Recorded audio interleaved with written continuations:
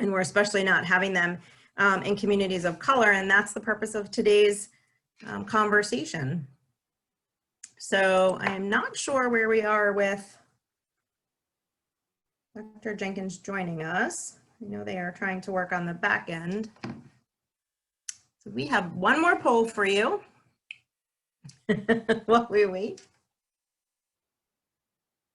And what has your workplace done to support employee mental health during the pandemic? Please feel free to put your anonymous answers in. If you're just joining us as a participant, please also put in the chat where you're joining us from. We're excited to see people across the state and programs.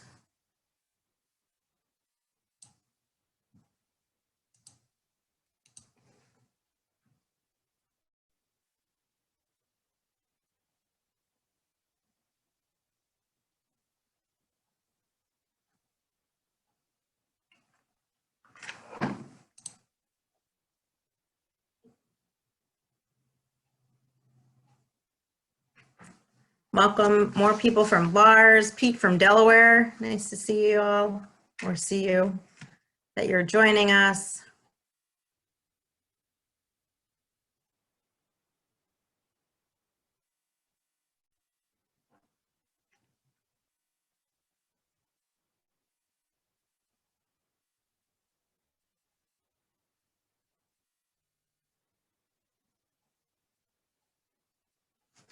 While we're, make sure you complete the poll in the chat. What has your workplace done to support employee mental health during the pandemic? And this is really great to see. Virtual training, presentations on managing stress and supporting well-being, 56%. Fitness and wellness challenges, and increased awareness of resources in EAP. And I think we're going to touch on many of these today. So I do want to be cognizant of our time as we attempt to work some technical issues in the back end. I am going to ask Kimberly Prescott to introduce herself. Hi, I'm Kimberly Prescott. I am the founder and president of Prescott HR. We are an outsourced human resources consulting firm. Welcome, Kimberly, and thank you for your long-term partnership. Dr. Doty?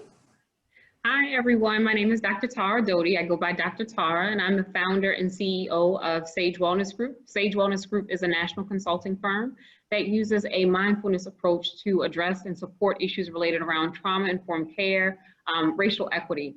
And I'm very excited to be among this panel of experts today. So thank you all so much for having me.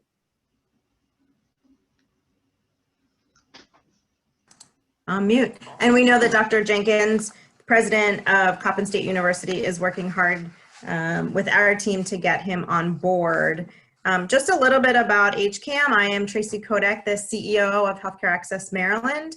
We are a nonprofit. We're based in Baltimore City with a long history of and relationships with Baltimore City City Health Department, the City of Baltimore, and serving the City of Baltimore. But we also expand some of our work statewide. And our main focus is helping individuals enroll in health insurance, navigate the healthcare system, because we always say that health coverage does not mean access. So we recognize that once you get coverage, that's one step to improving your overall health, but ensuring that obtaining access to primary and specialty care is also very important. And then we also work with other populations to ensure that individuals can address social determinants of health that really impact their overall health. So if someone is struggling with making ends meet and they don't have enough food, or they don't have dollars for transportation, or they're struggling with a mental health challenge, they are going to address those issues, or hopefully address some of those issues, before they're addressing their overall health. And we certainly know that women-headed households are the last ones to address any of their health needs. And so our goal as an organization and our mission is to really help individuals improve not only their overall health, but also to reduce many of those health disparities that we're seeing across the state and across the country. So we're going to go ahead and get started because your time is very precious, and I appreciate everyone who has joined us today. Another thank you for TriBridge Partners, Kaiser Permanente, Horizon Foundation, Coppin State University, SCNH Group, and Renee James Healthcare Advisors for our sponsorship today. So I'm going to kick it off, and we'll make sure that Dr. Jenkins can take the time to introduce himself when he's able to join. Kick it off with Kimberly Prescott. Your perspective and role, what are the challenges and issues affecting the mental health of communities of color? Well, particularly in the workplace, what we've seen over the last 12 to 15 months has been a variety of things. So we've seen everything from the impact of civil unrest from a variety of incidences that have taken place over the last several months. We've seen the political climate have an impact, the impact of police in communities of color, as well as now we're talking about COVID, vaccines. Are you vaccinated? Do you want to get vaccinated? That has now become a conversation and is impacting people, particularly as we look at the fact that now we're kind of on the honor system, wear a mask if you're vaccinated, but are you vaccinated? We don't know, right? So that's causing people to feel a certain kind of way, but more importantly, the culmination of all of these things and people being people and, their ability to feel like they can bring their whole self to work with all of these other things going on. I think that that's what I've seen as part of the impact of communities of color in the workplace. Thank you, Kimberly. We talked a little bit before when we met as a group about stigma, and I wanted Dr. Tara, I'm gonna call you Dr. Tara. That sounds like a comfortable name for you. And how this affects communities of color. Thank you, Tracy. So one, I think just addressing what stigma is and what stigma creates. So stigma is a mark that separates, right? It places you as an outlier. And we're people, we want to find our tribe, right? And so a stigma is something that makes me feel like an outlier. What stigma causes is something called stereotype threat, which is a phrase or a word or term that was coined by Dr. Claude Steele.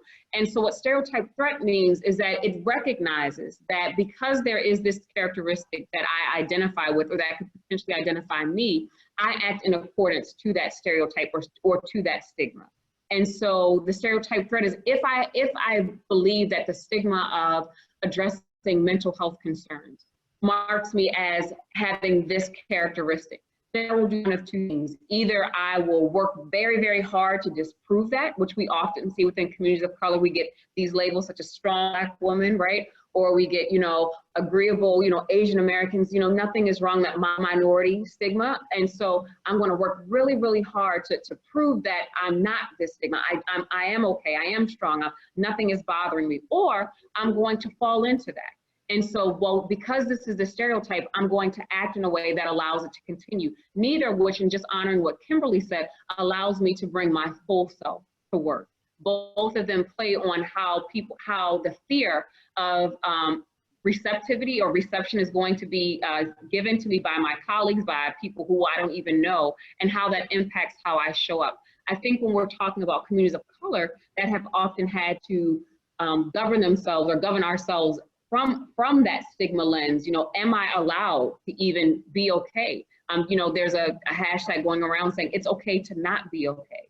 When we get, stigma such as, the anger that comes with civil unrest, or also what Kimberly talked about, that Black rage, or, being encouraged to forgive quickly and offer grace without allowing yourself to go through the grief and loss process. And even the stigma that comes with acknowledging that a pause is needed. I don't know if many of you remember last March, we were all, let's get back to normal, let's just push through, without even acknowledging that we are really in a complex trauma. I was listening to Kimberly talk, and when she was talking, I was like, wow, we've been through a lot, and ideally, if one is to experience a trauma, your body wants a chance to reset. But with complex trauma, it's just trauma over trauma over trauma over trauma. And so you become accustomed to being and operating in this state of either hyper arousal, on edge, and we notice some changes within our sleeping patterns, eating patterns, concentration, or just feeling disconnected. I'm here, but it's 9 o'clock and I'm already counting down the 7 hours and 55 minutes until I can log out. Wow. I mean, that's just a lot to take in, right? It's a lot for you to process. It's a lot for organizations to process. So what are some of your recommendations around for businesses and for business owners and stakeholders within the employment space to make sure that they're addressing or even having these conversations around what team members may or may not be struggling with? So one thing that we have worked with organizations to do is incorporate self-care into the workday. Oftentimes, we're programmed to think about emotional wellness or mental wellness as that thing that's outside of my workday, but how do we bring that in? And so two very simple things that can happen is a mindful moment, where when we start a meeting, we allow 3 minutes to either do a deep breathing exercise. We've also done, with that 3 minutes, we've also done safe words, recognizing that many people in communities of color have to show up after an incident of racial injustice, and you're feeling overwhelmed and you're feeling sad and you're feeling angry and hurt, and yet I'm still expected to perform and get that email sent out and be attentive in that meeting. But one of the things that we've done with the organization is allow organizations to create a safe word, and when someone says that in a meeting, it's a pause and it's a call for pause within the organization, where they allow either reflection time and they set, they set it for about 3 minutes, or just allow a moment of silence for people to gather their own thoughts. And we see that that actually aids in productivity. So people are more present. And then the last thing, and this is something that I'm going to say jokingly, but I see it happening, and I can't see the attendees, but if it is you can, give a silent thumbs up. But how many of us stop a meeting and start a meeting at the same time, right? We stop a meeting at 11 and we start a meeting at 11. And technology is designed to give you more time, but one of the things that we've seen is that people actually have less time. You don't even have, if you were in person, you would give yourself 5 minutes to go to the bathroom or get a glass of water. And so even something like that, if I know I'm stopping a meeting at 11, I'm giving myself the grace to start a meeting at 11:10 or 11:15, so I can tend to myself and tend to my environment in a way that allows me to debrief and process the information that I've just received before entering into a new space. Yeah, Dr. Tara. Oh, sorry, there's low feedback. I'm gonna make sure you mute that's the hardest part when we're on technology. Thank you. This was in one of our previous speaker series where we had on health equity, and one of our speakers from Care First actually talked about how they internally do not have any meetings between 12 and 1. Like they made that part of their internal self-care wellness to ensure that their team members were eating lunch, that there were no internal meetings between that hour. And you're right, my day is Zoom stacked, as we call it, back to back to back, and we're not giving ourselves any opportunity to stand up, stretch, go to the bathroom. And I'm sure many of those individuals in the community are feeling the same, or we don't even have that drive time commute anymore. That 20 minutes used to be my calm time where I either talked to my dad on the phone or I was listening to, calm music. So I agree. Those are some great recommendations. Thank you. I am so happy also to see, here's a time for our mindful moment, to see Dr. Anthony Jenkins, president of Coppin State University. So we want to give you an opportunity, Dr. Jenkins. I'm glad you're joining us this morning or this afternoon. Good to see you. The pleasure is mine. So thank you. And thank you for your wonderful team for helping with my technology challenges here. So thank you. All good. We're used to it, right? We are. Technology challenges. We just go with it. We keep it moving. We're good. So if you're ready, I'm going to pop a question out for you. Okay. You ready? All right. So how does the comfort level with seeking out mental health support vary across generations? And how do you think we best address these generational differences in our communities? Yeah, that's an excellent question. And I think that the comfort level is really impacted by the cultural acceptance or perspective of mental health and the support mechanisms that we now have.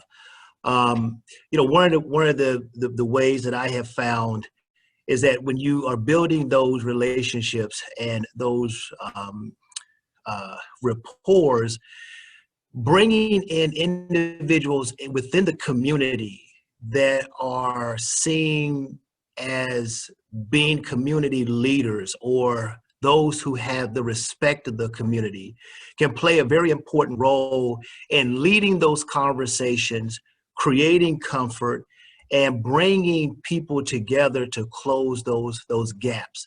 I've often talked about mentoring, and this is very similar. If you can take that mentee and the mentor hands them off to someone else, you create comfort, you create a level of security that really helps that individual that you're trying to help accept that intervention. And so bringing in external leaders, I think really chipping away at the cultural and the historical taboos associated with some of these conversations have found to be very helpful. Any other comments on that? I always love to throw it out to the panel to hear other perspectives across how we're addressing these generational differences. Kimberly? Yeah, so I think just to dovetail with that and kind of even bridge the other question that we had before about stigma. I mean, at the end of the day, depending on your generation, there is a stigma associated with saying, I need help, I'm not okay. And, and then we have this, that's the one generation that's saying that, is like, healthcare, I don't need that. I can just go to church and I can pray. And that does work for some people, but there are people who may need additional interventions and they may not be willing to say that. And then there is another generation, I think that Dr. Jenkins was also, referring to, where it's like, I don't trust anybody. I don't want to say this to anybody. So you need to find people that they can relate to. I think in our conversation that we had before, some people need people who have street cred, that they feel like they can, really relate to, that, they're like, I don't feel as vulnerable having this conversation with you as I would having it with someone else. And I think that that's important to be able to understand that different people have different needs in the way that they receive help or ask or don't ask for help, right? It looks different. Go ahead, Tracy, Dr. Jenkins, yes. No, I just wanted to say very quickly to that point, and Kimberly brought up something that's very important. When we're talking and having this very important conversation, seeking help cannot be associated with loss. Now, what I mean by that is if the person who is seeking the support, if they perceive that they're going to lose something, right? Credibility within the community, their jobs, their livelihood, if they are a student, right? If they're going to lose, playing time, if they are a student athlete, if there's some loss associated with it, that will reinforce the notion that I'm not going to reach out. I am not going to make myself vulnerable because I'm going to be damaged by doing so. And so that piece of it, I think, is very important. There has to be this equation that says reaching out is the strongest thing you can do. It takes strength to ask for help. And as a result, it's something positive. You are mentally in a better place. People circle the wagons around you. There has to be some incentive, for lack of a better term, and not something that's seen to be punitive. I think that's very valid. I think we also need to reinforce that statement and constantly say that to individuals, because if they don't hear it, they're not going to necessarily assume it, that there wouldn't be ramifications from reaching out. Dr. Tara, you had a comment? Yes, and I was just going to go back to what both of the panelists said too, and also acknowledging that many stigmas and stereotypes that may be experienced around healthcare are rooted in truth or past experiences, right? And so acknowledging that piece, there was a time when not talking to anyone was beneficial, right? Was seen as a survival skill because it came with the loss, right? Because it came with stigmatization or retribution. I'm sorry, or being exposed to things that are not healthy for this person's work environment or mental health to continue. And so acknowledging that is true, I think that's part of restoration, is acknowledging historical inequities as it relates to the healthcare, mental health care that communities of color have often received and experienced too, and allow that and yet to exist, right? This has happened, and yet this is what you have to gain from this experience, or that both and perspective to be in existence as well. Thank you for that. We do have a Q&A, and I want to make sure I love to get Q&A. So if you do have a question, feel free to put them in the chat. This isn't to anyone specific on the panel.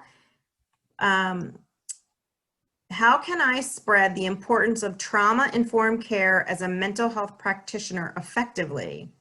The trauma-informed care principle of asking what's happened to you versus what's wrong with you could benefit society as a whole. Maybe Dr.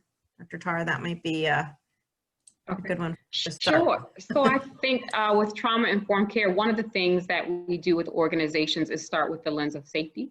Safety trumps everything. And so one of the questions that we'll ask organizations twofold is have asked their staff, what does safety feel like emotionally, and what does safety look like?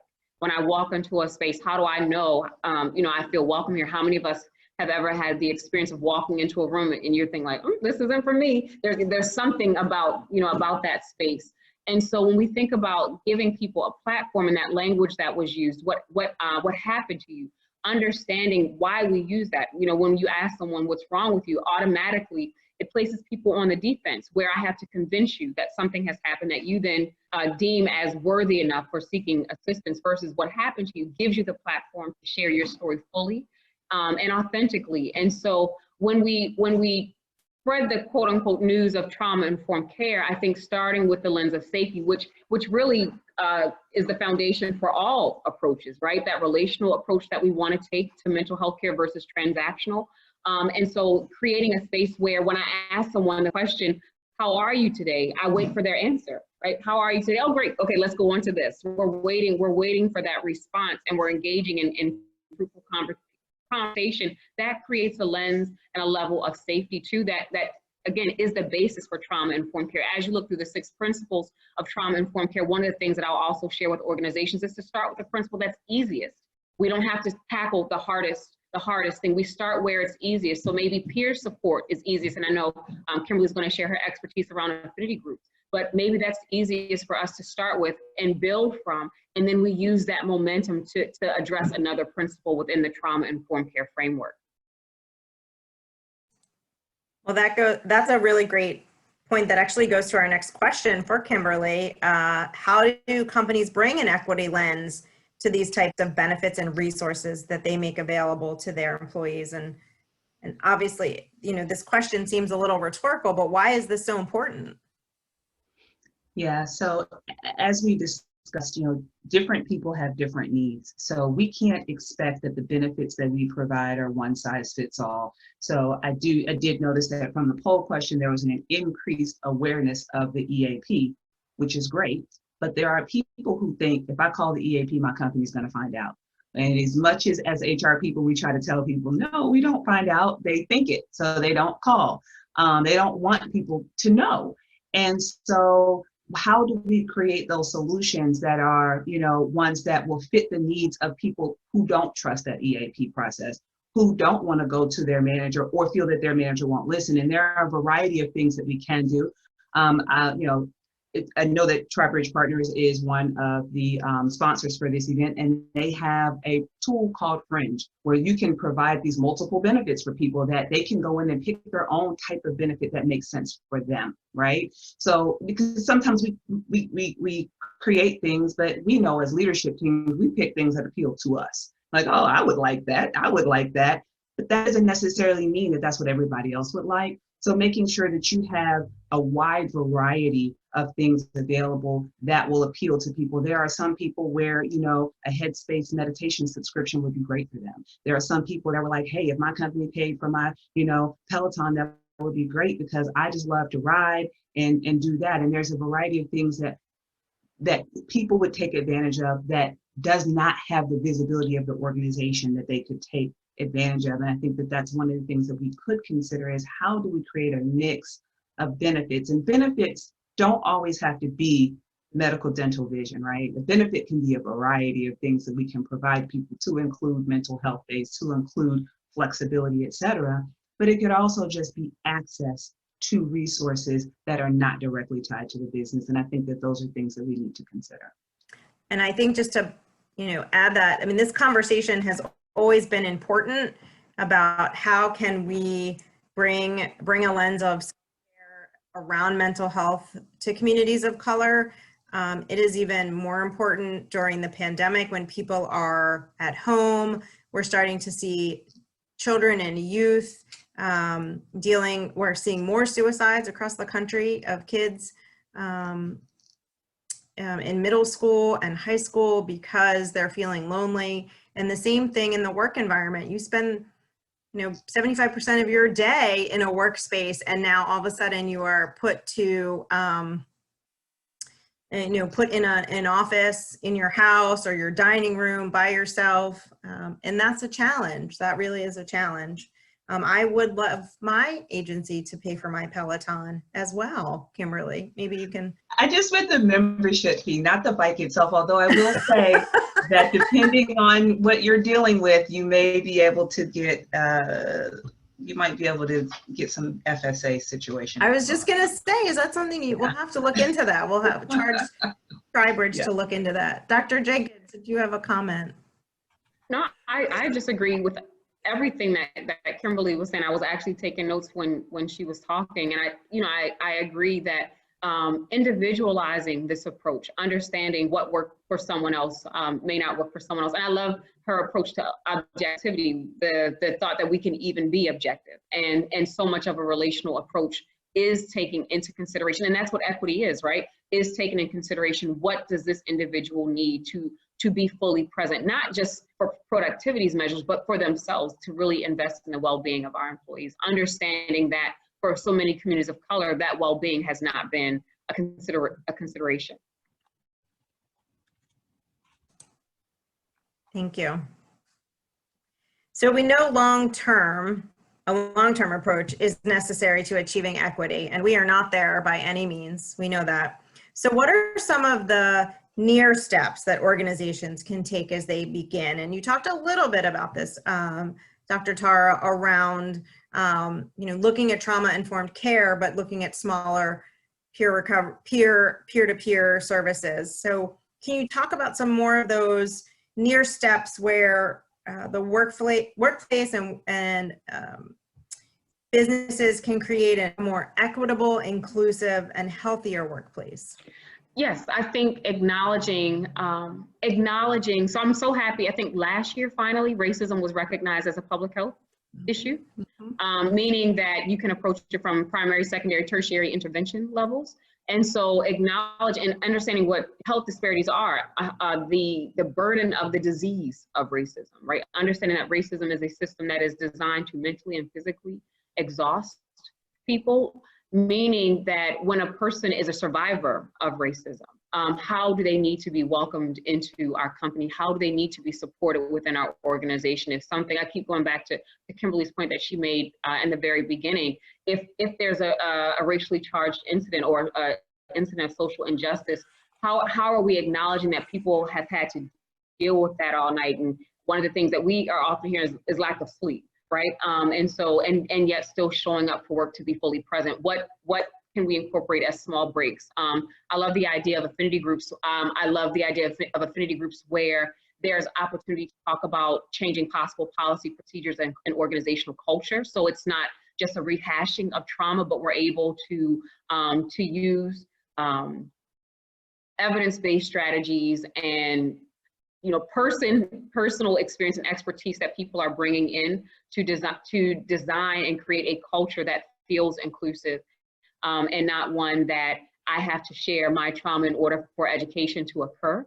I think that organizations can also begin, one of the things that we support are racial equity audits, hearing from staff, focus groups. Is this a safe place to work? Do you feel comfortable talking about these events with your supervisor? Do we have a racial equity lens as we talk about supporting our staff and those that we support in our various communities too, as initial small steps that organizations can begin to take to honor, again, that racism is a disease, is a issue that works systemically to exhaust people and organizations as well. One of the things HCAM has started to work on, and I won't share the actual vision because we haven't shared it with our team members yet, but we did last week work on a vision statement for diversity, equity, and inclusion specifically. We have our overall HCAM mission, but it was very important as an organization to have a dedicated mission around diversity, equity, inclusion. And we finalized that last week. We voted on it as a team, and that will go out to our team members shortly. And we're excited to share that and to really help drive the work that we're doing internally. And I think that's really important. Kimberly, can you speak to that a little bit from an HR lens around the importance of really embedding the diversity, equity, inclusion in your policies and practices? Yeah, and I think, policies are great. They're necessary. They're the accountability piece, but I think it's really the practices that are really where the rubber hits the road. I think it's also important to know that inclusion should always be a part of the equation, because diversity alone does not necessarily get the job done. So we have to create structures, create an environment where those diverse individuals feel included and become a part of the organization. I think that sometimes that's not focused on enough. The other thing is that, and we're going to talk a little bit more about this in a later question, but the other thing is to make sure that the managers and the executive team are very clear on where the organization stands on these issues, and that they make sure that their actions and their decisions are grounded in that, and that it becomes a part of the organization's operating rhythm throughout. It becomes a part of the organization, because ultimately, if it's just an initiative, if it's just a training, it's not going to last. It's going to be something that the organization did, and to be quite honest with you, employees are going to kind of give you the side eye next time you roll something else out, because they're going to be like, okay, here you go again. It's going to last 15 minutes.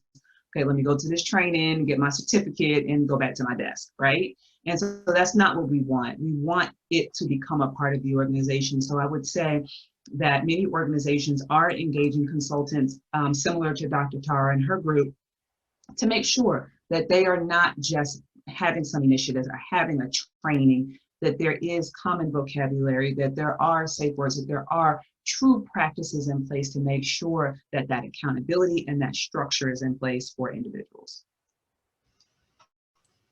Absolutely, and that is our goal as well, that it is really across, it is a culture shift, right? It is a very large culture shift. You need everybody on board, and it is across the continuum of the work that we do, whether it's from onboarding team members, salary equity, right? When we start to, we just ensured about 6 months ago that our salaries were listed on our website. I mean, that is a small, low-hanging fruit, but it's really, really important to ensure that we're having pay equity.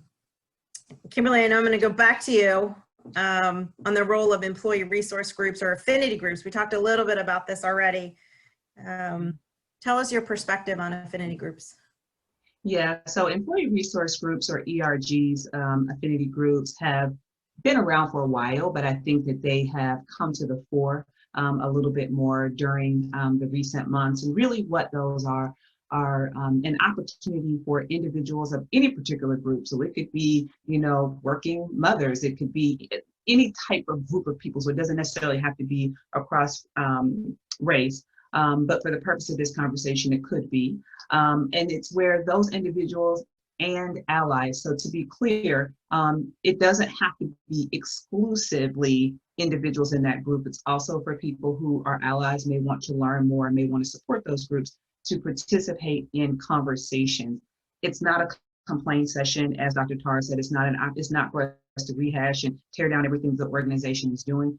What it's intended to do is bring together those common threads and help people to either highlight things that are going well or to help create solutions to issues that might be under the surface and undercurrent, or to really help address some things that perhaps leadership may not know how to get their arms around. It's really to provide support and to create solutions. And so I've seen, particularly in this remote environment, it's been an opportunity for individuals to have some additional connectivity, some additional engagement with other people in their organization. And what it also does in many instances is it allows individuals who may otherwise not get to connect with each other in the organization due to their functions to be able to get to know other people in other parts of the organization.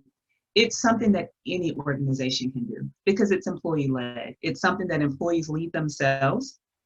So it's not a heavy lift for leadership. It's not something that requires. Sometimes financial resources are given to ERGs, but it's not something that is required, and it's something that allows employees to lead some initiatives inside the organization.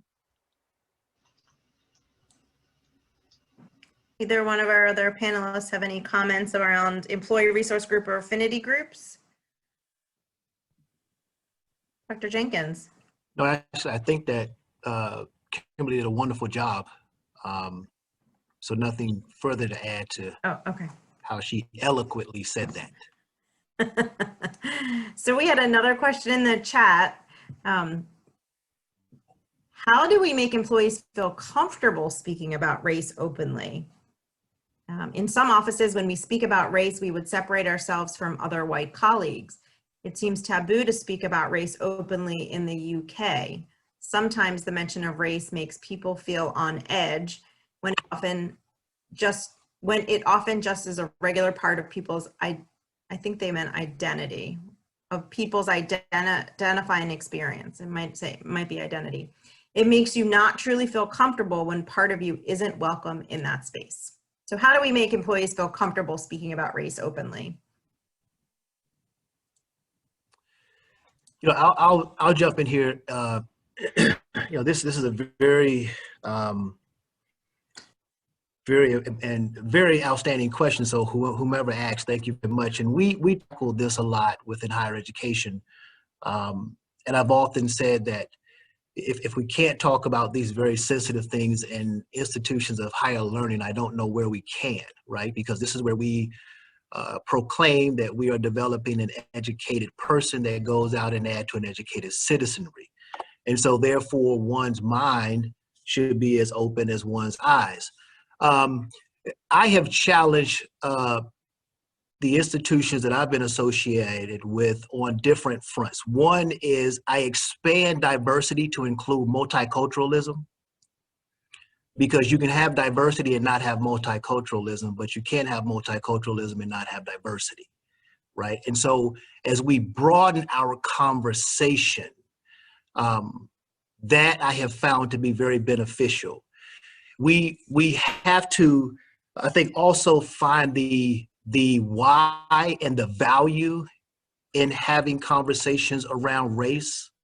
Most often, those conversations are had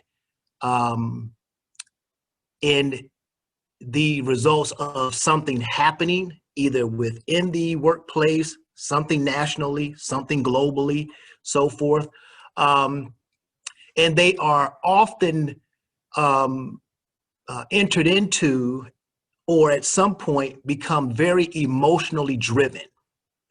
And that is always a recipe for this conversation is not going to end well, right? For instance, I have always challenged universities who develop these multicultural centers. because in my opinion, it creates more separation than integration. And I think the actual author of this question touched on some of that.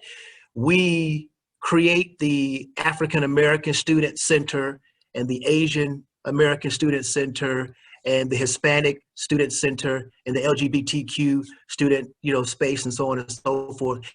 And then students who are not of those groups walk past these places as if they are sacred ground.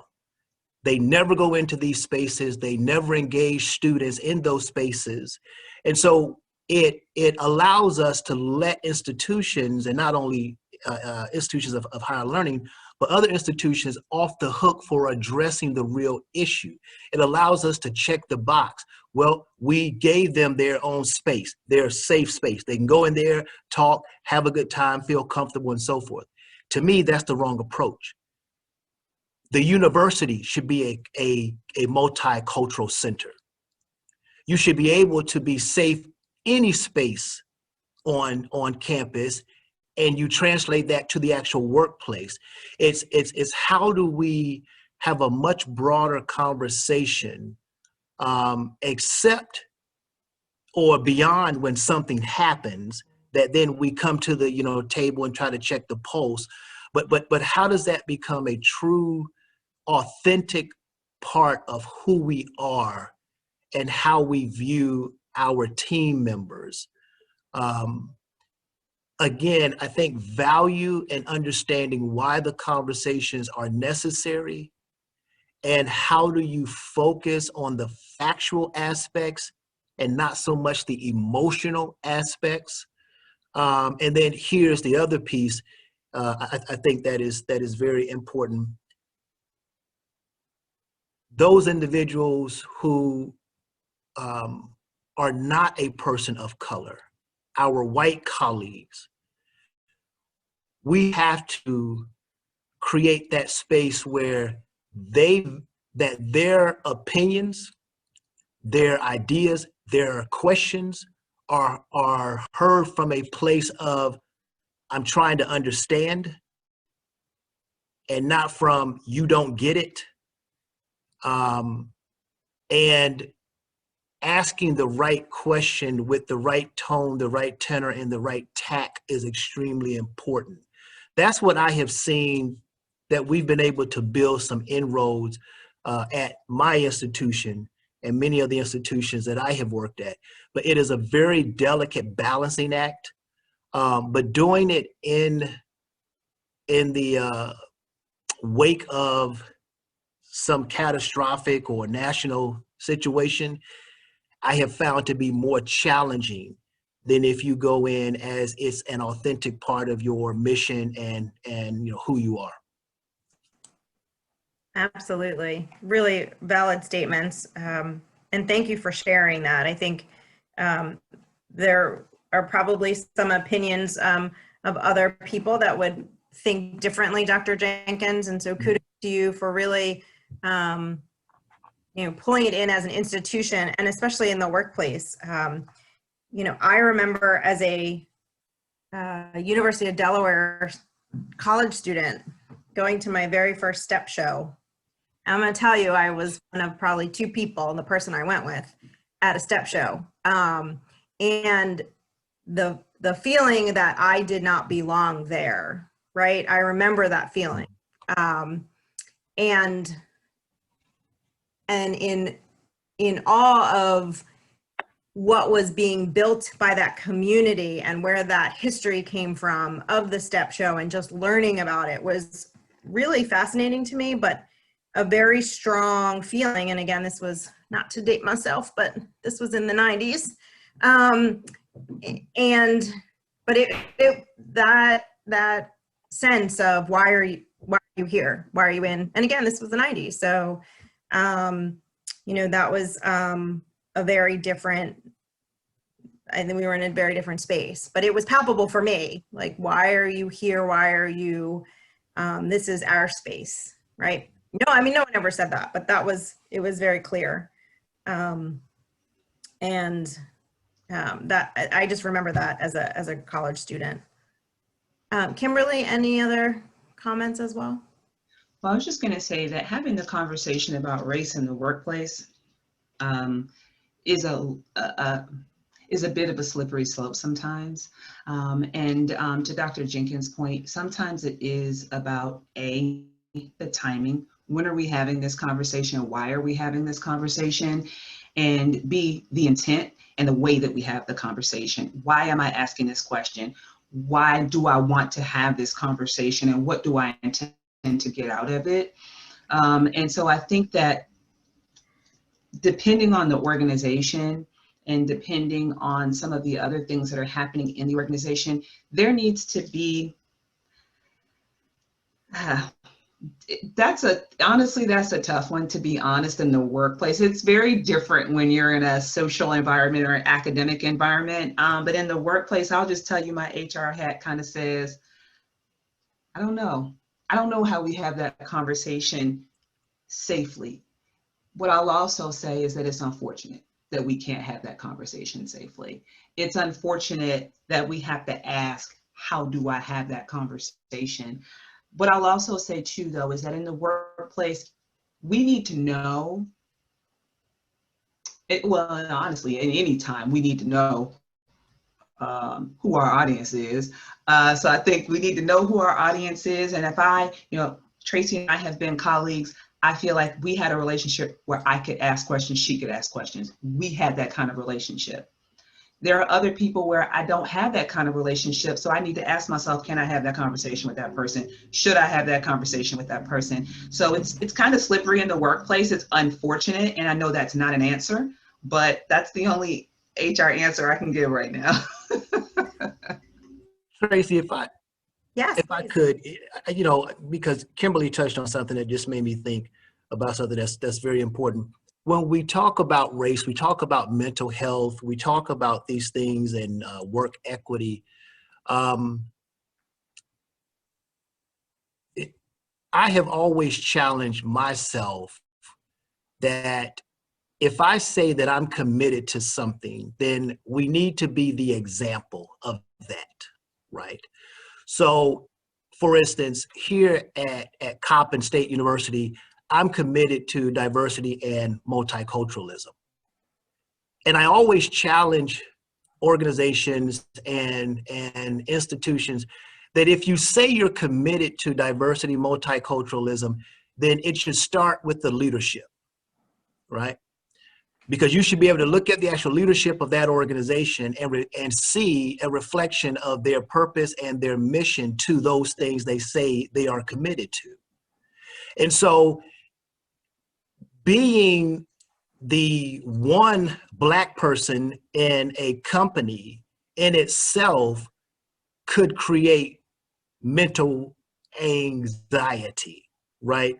Or challenges, like you were saying, you walked into that, STEP show, again, not having colleagues from an authentic place interact with you, eat lunch with you, socialize with you, talk to you, right? In a way that they would talk to other colleagues. Again, so creating that environment is extremely important for it not only to be seen, but it is an authentic part of who the organization is, and that they take on these challenges for the greater good of the organization, right? Because when there's a good fit with the organization and the individual, then that is mutually beneficial. People stay longer. It is a more healthier work environment, those type of things. When there is not a good fit, then we have the type of anxieties and the pressures and those things that we are talking about that ultimately leads to the next domino hitting the other domino, right? So something that Dr. Tara was talking about earlier. So if I'm in a unhealthy work environment and I go seek help for that, and I'm penalized for that in my next evaluation, right? Because the actual next step up requires me to take on more responsibility, manage more people, do more things, and so on and so forth. And the actual company sees me as, well, you're not really managing well where you are now because we know that you've been needing some additional support and so forth. See, now all of that's negative slanting. And so, you know, having that piece of value, environment, not being punitive, those things, I think, you know, I mean, that gets to when you talk about race, when you talk about mental health, you talk about the workplace equity, those things are inextricably linked in many cases. And I do think we don't have those authentic conversations in this past year because we're not in that space to have them. As we talked about, you know, Zoom stacking, like we don't give those times, and we try to create them internally within HCAM, and sometimes we get away from them, but we try to have those mindfulness moments in the beginning of a meeting, share about your weekend, what was something that was memorable about your weekend. So you're having that pause, but you don't have the break room. We don't have the all staffs, and we have 275 plus team members. What a great opportunity to bring everybody together in December to celebrate the holidays. Or in June, we do our staff appreciation. We have to do that virtually. That's really hard. That's really hard to appreciate everybody virtually, and for people to feel that and engage with their colleagues and to have those authentic conversations. It's very, very hard. Can I add one more thing to that, Tracy? Absolutely. Yes. The only thing I would add to that too, and this goes back to what both Dr. Jenkins and Kimberly said too, is acknowledging that if you are approaching racial equity from a proactive stance, and that's always the goal, right? To not approach it from a trauma, which Dr. Jenkins spoke about too. Also acknowledging too, there are levels that the organization has to go through before we have conversations sometimes about race and racism, right? Again, we may have to start with feeling safe. Do you all feel safe enough here? Outside of that, do we feel like we need to talk about communication styles? Do we need to create norms for meetings? So those things are happening, and it's a building block. And then when we approach subjects around race, and I want to just clarify, sometimes race isn't that difficult to talk about. Racism is sometimes the difficult piece, right? Race is like flowers. That's yellow, that's brown, that's orange. Racism and systemic racism and its movement and its impact is the difficulty, because then I have to wrestle with how I may have perpetuated it and not even be aware of it. But have I put the pieces in place? Have I built as an organization the foundation so that when we have these conversations about race and racism and privilege and disempowerment, that we know that there's restoration, right? That will happen as a result of that too. And so not doing this process from a sense of urgency, but from a sense of healing and community building and connectivity. And it is a process, right? We recognize that that's not going to be the one, one lunch and learn that you're having on systemic racism, or that, you're bringing in a consultant one time. We know this is a process and that it's going to have to continue and be embedded into the work that we're doing. I want to switch the conversation a little bit, because we talked earlier as a group. There is a shortage of professionals in the behavioral health field, and particularly from people from communities of color, and which impacts care. So how do we build a workforce? Dr. Jenkins, this is specifically for you. So how do we build the workforce of behavioral health professionals, and what is needed to support and encourage individuals of color to enter the field? Because we all know it's a really high paying field, right? That's right. That's right. So not really. That I know that No. That in and of itself, I think as we look at it, it's what type of value can we put on it for the students or the individual who is either returning to an institution to reinvent themselves, or the student coming straight from high school who wants to go into that field.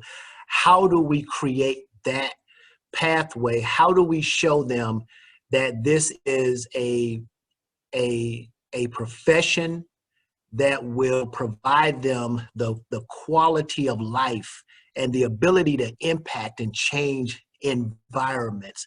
That is the, you know, piece that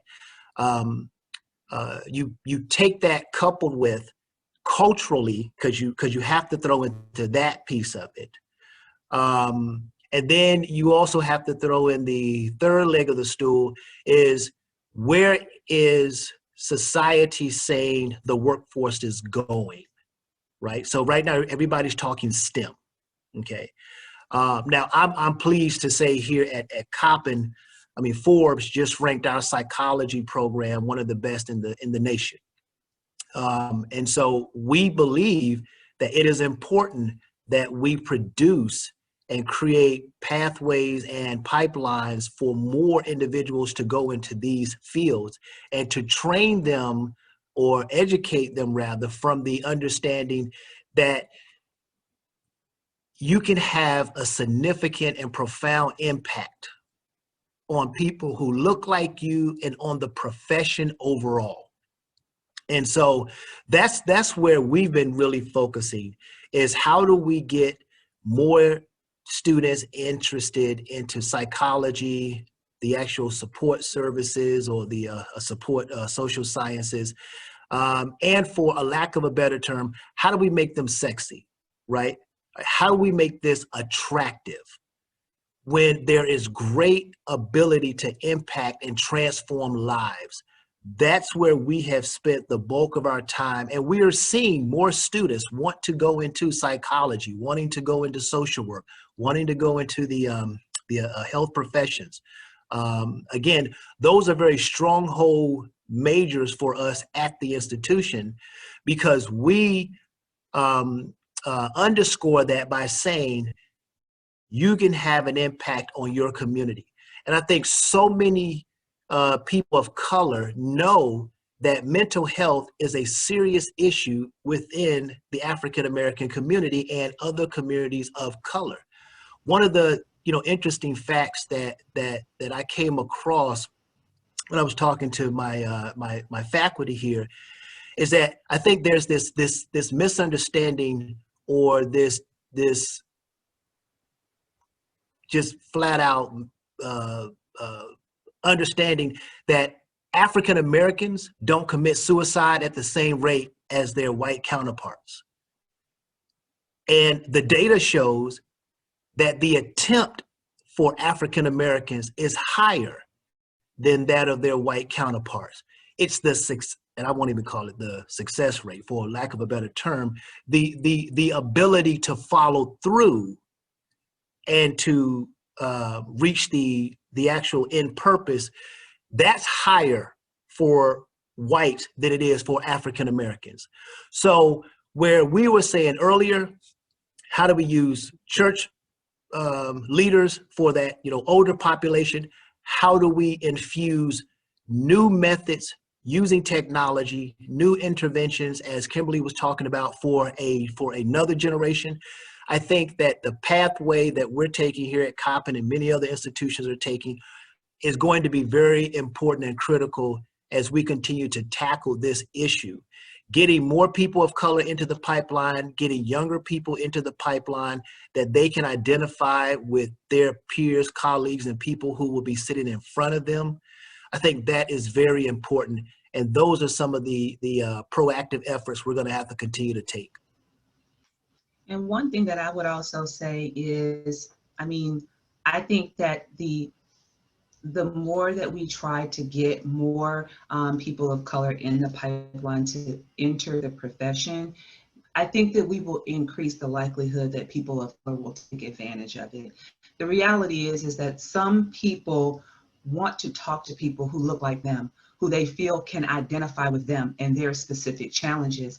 And one example that I will say, I saw somebody said in the chat that, they had not had the feeling where they couldn't bring their whole self to work. And I can say, as someone who worked at a very large corporation, the fact that we had to have a law that just passed in the last year that said it's okay for me to go to work with my hair the way that it grows out of my head, that there had to be a law for that. These are the types of things that we have to deal with as individuals that go into the workplace. And so when we talk about having to go and speak to other people about our challenges, sometimes it is exhausting to have to explain all of the things that I have to deal with. So speaking to a person of color sometimes takes probably about half of the story away, because we kind of can start at this baseline because these are things that we have in common. And so I would say that the importance of making sure that we get those individuals, not just in the pipeline, but to the finish line, will go a long way potentially for people of color to actually take advantage of it. And also to ensure that those in the workplace are having opportunities for leadership and to go up that leadership ladder for people of color as well. And so, Dr. Jenkins, I would like to point out we do have a Coppin State University graduate on the call from rehabilitation counseling with a psychology minor. Listen, and I would be remiss if I did not shout out our rehabilitation counseling program, which is accredited in a top that in the state of Maryland. So again, we have individuals who are out in the field trying to make a difference, as all of you all know, and our panelists who are extremely educated in this area, and the individuals who are joining us. This is not easy work, right? Because you are dealing with humans and different emotions and baggage and all of these things. And so, being in a work environment where your natural hair is not accepted, or maybe you don't speak as articulate as some others, and so on and so forth. Those are some of the things that come with some of the cultural differences of our society. But if we're going to be serious about addressing these matters, those are the things that we should be able to use to bring people in, as opposed to being barriers of isolating people, marginalizing people, and causing greater mental stress. So, there is much work to be done in this area. And I think that the panelists and the individuals who have joined us across the nation, and I think I even saw Canada at one point, that is great.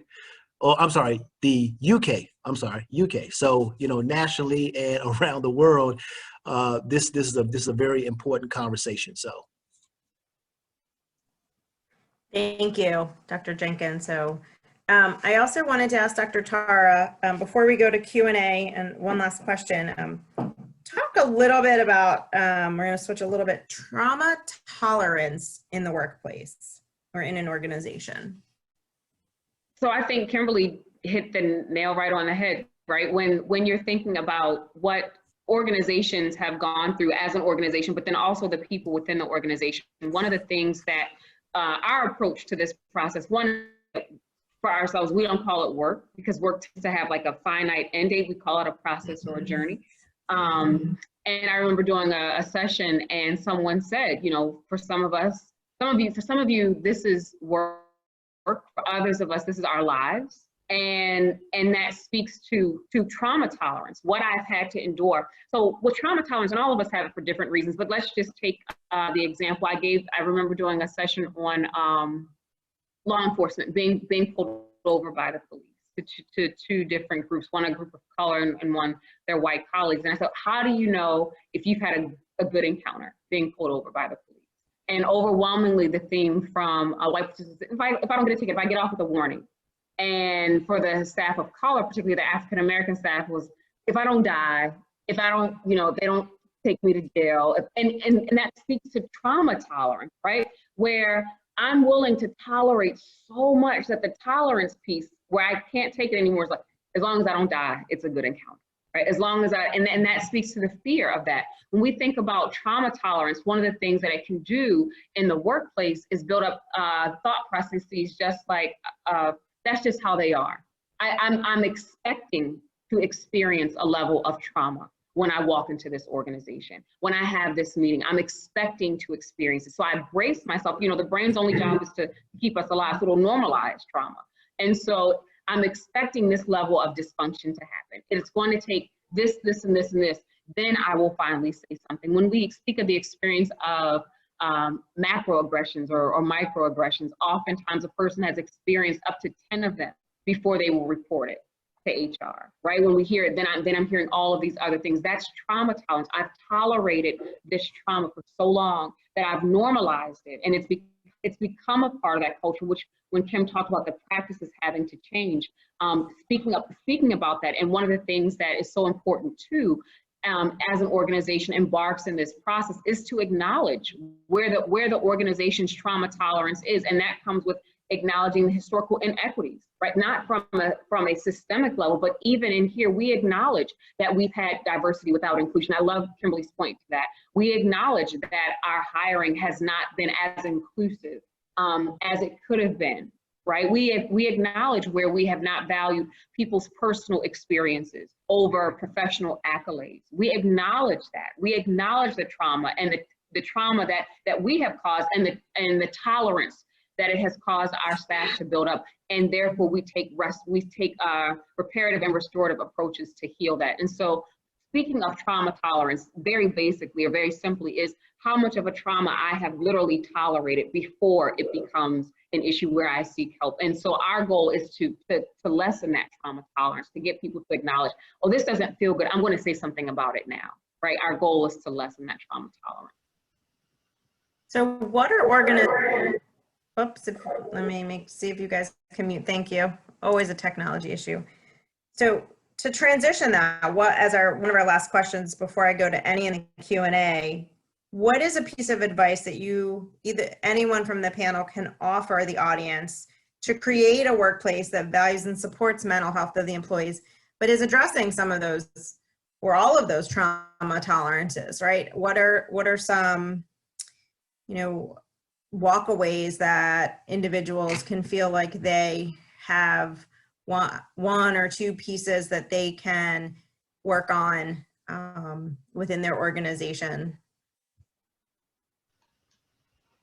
Well, one thing that I would say is if you are someone in an organization that wants to support someone that you feel is not okay, not doing well because of many of the things that are happening, it's okay to ask the question and not feel like you have to try to find a solution. I think that sometimes people don't ask the question because they feel like they have to try to find a solution. You don't have to. You can't fix it. It's okay to ask the question, listen, and acknowledge that you heard what they said. And then the other thing that I would say is when I, think about Dr. Tara's last answer around, acknowledging what people have gone through, I feel that when you don't acknowledge it, that is a form of emotional violence. When you don't do that, that's emotional violence, and you are continuing to inflict trauma upon someone when you just won't acknowledge it, when you want to sweep it under the rug and act like it didn't happen. And I also want to make sure that it is clear to people that acknowledging that things happened doesn't make you complicit, right? It doesn't mean you did it. You can acknowledge it and not be complicit. So those would be the things that I would say. For me, I think one of the things that I always lead with is that we acknowledge that we are people first, professional second, right? Life doesn't care about your titles or your organization, life comes at you. And so for organizations to acknowledge and to take the pressure off of living up to role, right? But to see the humanity of the people that are contributing their full selves, their best talents to the organization. And so allowing then organizations to take a relational approach to acknowledging mental health is something that impacts all of us. Emotional wellness is something that impacts all of us. And so taking a human-centered and relational approach to this process, I think, is very important, and allowing people to take that with themselves. I think sometimes even as individuals, we can get lost behind our titles and should ourselves and what we should be doing or should not be doing, or what we are allowed to experience or not allowed to experience, but allowing ourselves to give ourselves the norm of grace, especially during times such as these. Dr. Jenkins, a final piece of advice for the audience? Yeah, I mean, just my colleagues have said it well. I'll just touch on just two quick things. And I mean, open yourself up to listen. And I think someone said earlier, we often go through the motions of asking someone, how are you doing? And before they respond, we keep stepping, right? But be authentic about that, right? I mean, you don't have time for, Oprah moment every day, but you clearly shouldn't turn your back and people feel like you really didn't mean it. And then secondly, I know this is a little more challenging, but the leadership has to be involved. If it is not a part of the expectation and the culture from the top, then you're going to keep hitting your head on the floor, because it is not going to resonate throughout the organization. Right now, you can't policy behavior, but you can change the culture. So I'll just say that, open yourself up to listening from an authentic place, and working to see how you get the leadership involved in the conversation and a part of the solutions that the organization needs. It's only to her or his benefit that the organization is healthy.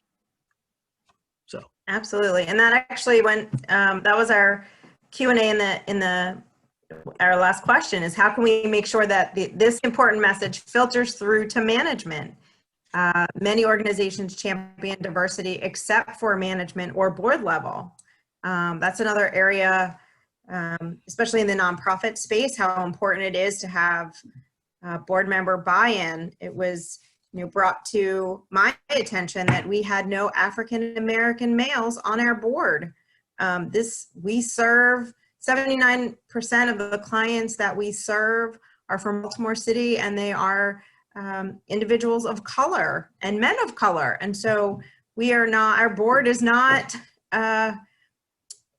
in alliance with, from a race perspective, diverse in that way. We are getting better. We are honored to have Dr. Jenkins join our board as of May 1st. So we are honored to have him as one of our board members, but we're not there yet, right? We're not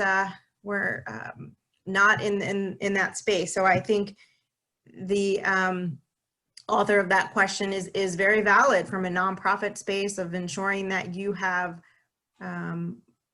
buy-in, you have representation on your board from the communities that you serve. And that's not checking the box, right? As well. So at least that is very key and an important thing as a CEO, as a white leader of a nonprofit that predominantly serves community of color. That's a challenge for me personally.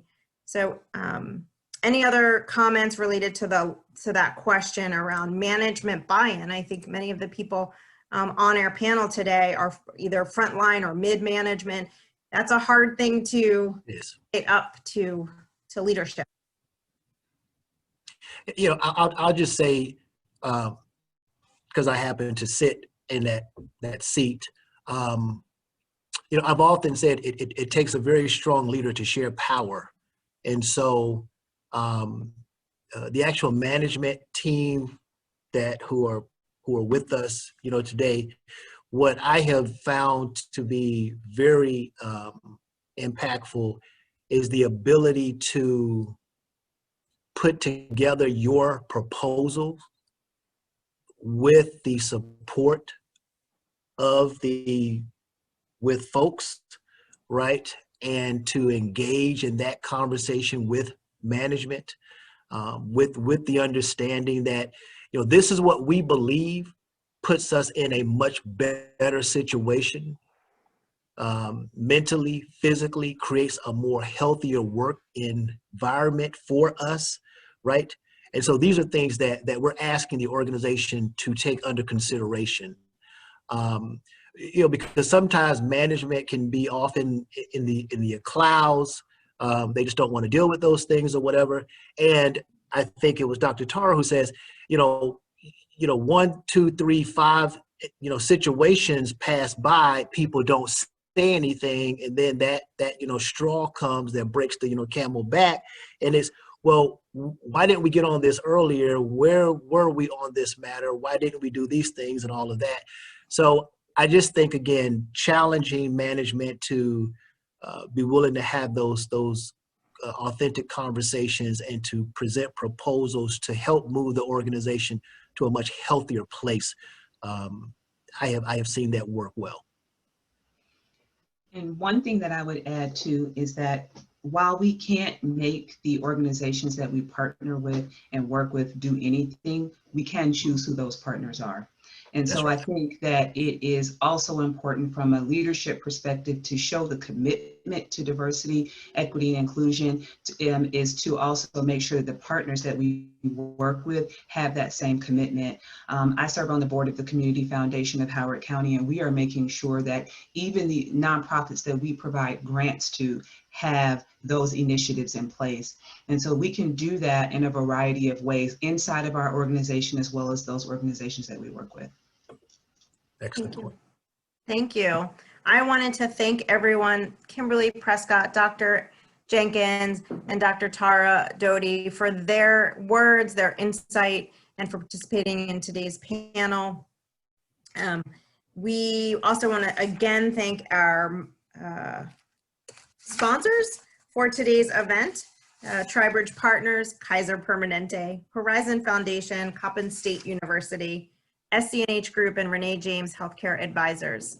We also have our next event, which is you'll be receiving information today regarding our next panel on June 3rd. So keep an eye out for it, and thank you for this really honest discussion. Yes, in the chat. Thank you for the honest discussion of workplace mental health today. I'm going to ask our panelists to stay on, but thank you, everyone. Here's the link in the chat for the survey for your feedback on today's event. You'll also be getting that via email as well. I hope everyone has a beautiful day, and make sure to take those mindful moments that Dr. Tara spoke about.